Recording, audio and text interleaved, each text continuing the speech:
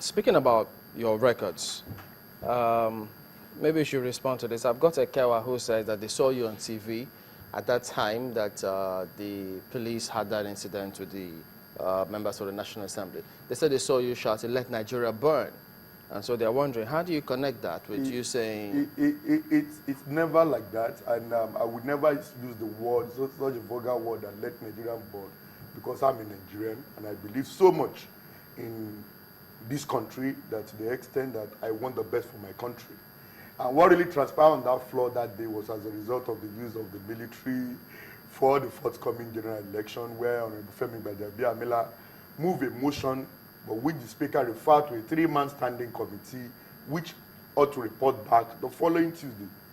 And at the reporting stage, we found out that the man who is bringing in the report was even already debating that particular motion.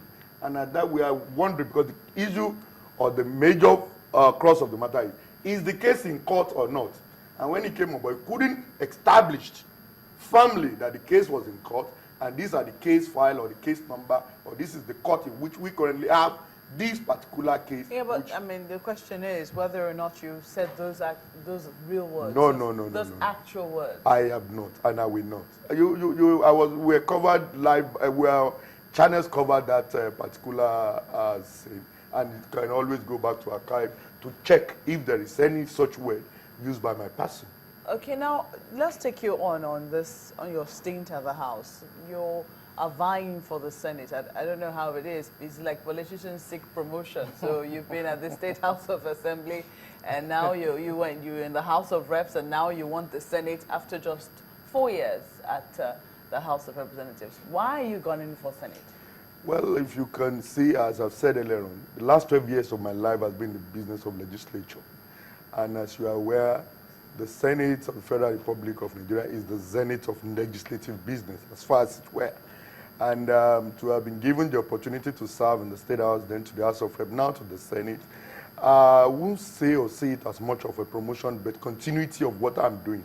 And because, as you all are aware, that there is what we call a ranking member in the National Assembly. And to have been given the opportunity to serve at this level as a Federal House of Rep lawmaker, going to the Senate, I'm automatically a ranking member of the National Assembly. And I see it, as I've said, continuation of what I'm doing in the business of lawmaking. So if you judge it to be a promotion, fine, but for me... Let us now talk about lawmaking. I mean, you head the Committee on Public Accounts. What would you say were your major achievements while you were heading that particular committee, which, according to what I read here, is a constitutional committee set up by the House itself? Yes, that's the only constitutionally recognized committee as enshrined in the Constitution of the Federal Republic of Nigeria. And not until now, as I've said, Mope Lola, that... my name is Maokwe, sorry. Maokwe Lola, yeah. No, okay. not Maokwe Lola, just Maokwe. Maokwe. I can say this, that for once, we have an Office of Auditor General of the Federation that are proud to now that is not independent, and that is subjected to the wing and practices of the executive arm of government, and the Auditor General, which ought to audit the account of all the executive, the legislature, and the judiciary, still go camping and begging for funds to be approved. I give you an hint as to this year's budget of Office of Auditor General. This year, Auditor General's office budget for capital expenditure ought to be about 1.9 billion. But when it gets to the Director General of Budget office, the budget was reduced to a pantry sum of 100 million naira. All under the disguise that there is need for them to readjust and readdress the budget. And we are looking at it. If Auditor General that ought to audit 601 agencies of the federal government is not well funded, then what kind of corruption are you fighting? Yeah, but I take it to you again. This is a problem. So Yeah. if you've been there for 4 years, Yes. and you've seen that this is a problem, Yeah. I'm sure you noticed this in the first year or possibly the second. What did we do about it in the third and in the fourth? What we have succeeded in doing as a house, that's where I'm going to. As a house, during the constitutional amendment procedure, we have succeeded in putting the Office of Auditor General on the first line chart against the Consolidated Revenue Fund. We have also succeeded in giving the Auditor General's office the power to carry out audit exercise in the entire 601 agencies of the federal government. Prior to now, the Auditor General has limitation.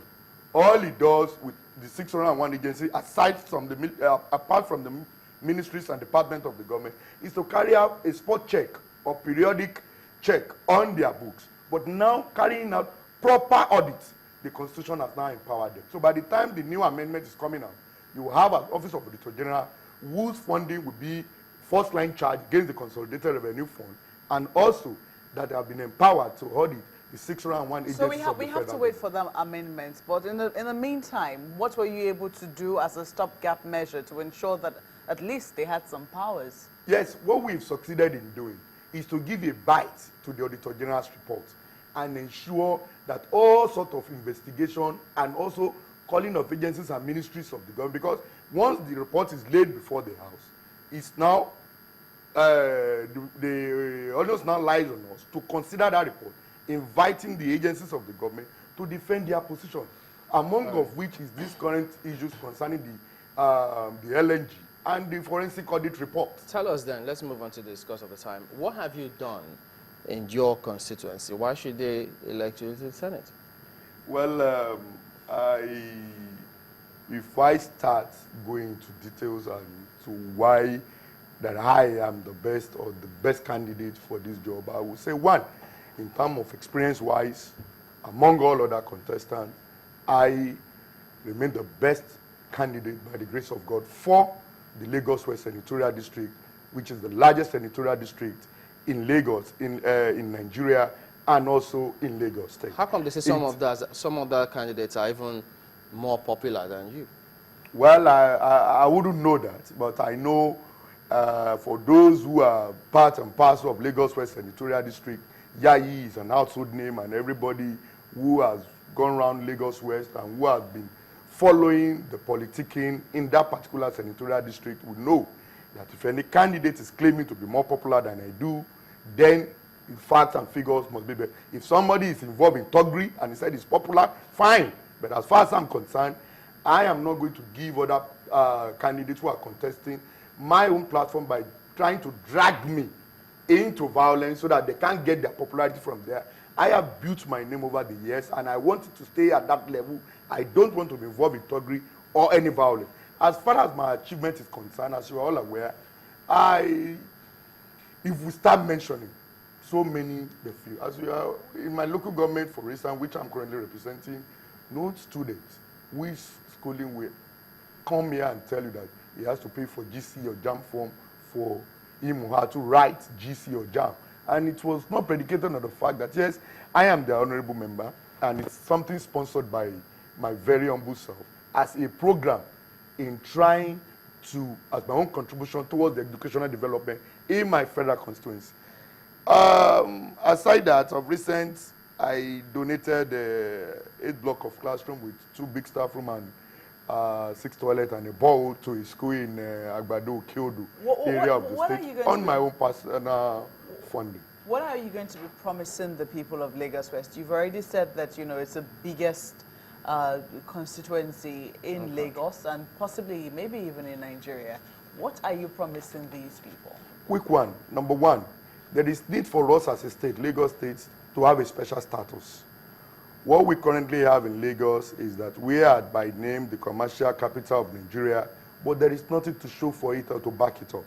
And that, therefore, the federal government present in this state, if you are aware, the last couple of weeks, the president has been in this state for a while, and that shows that the federal government is still here. And what we are saying, the same benefit the federal capital territory, Abuja, is enjoying, that Lagos at least should be given 1% of whatever comes from the federation account so as to be able to continue to maintain its status of the commercial capital of this country and the megacity. Secondly, on the issue of recognition of the 37 LCDA, we have fulfilled all the constitutional provision for these to be local government, this 37 LCDA to be recognized as a local government.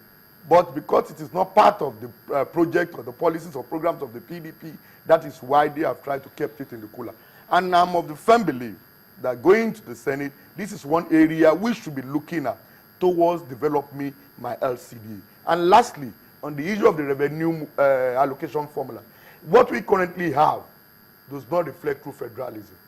What we have with government, federal government, or the executive arm having 52% of this revenue allocation sharing formula to themselves, and the states, where some states are not grasping to even pay their staff salary, sharing just a pantry sum of 26%. This needs to be addressed. There should be devolutions of power. The power must go to the people and to the state in particular, where most of these actions are happening. The 13% derivation formula, I will say this, going to the Niger Delta region, I will say this, I am of the firm belief that these should be reduced further, and to about 6 or 7%, and the remaining also from 13 to 7%. But you're talking about true federalism, so where does that come in from? I'm not saying, when we are talking about This is when Lagos State is asking to keep its VAT that it generates here. You don't understand me. If we're saying Lagos State should keep its VAT, Lagos State's VAT have not been given to them. It has been part of what is being shared on a month-by-month basis. I know the people from the Niger Delta are asking for more than this 30% derivation. It is part of the agenda that was discussed at the last national confab that was organized. You don't believe in that? In what? In them asking for more resources? Oh, well, I would say I don't control. believe in that, but I believe if the one at their disposal effectively puts it to use, there will be no need for more, asking for more. Honorable Solomon Adiola is the Chairman, House Committee on Public Accounts and the APC senatorial candidate for Lagos West District. Thank you for coming on this morning. Thank you very much. We'll be back after the break. Join us again.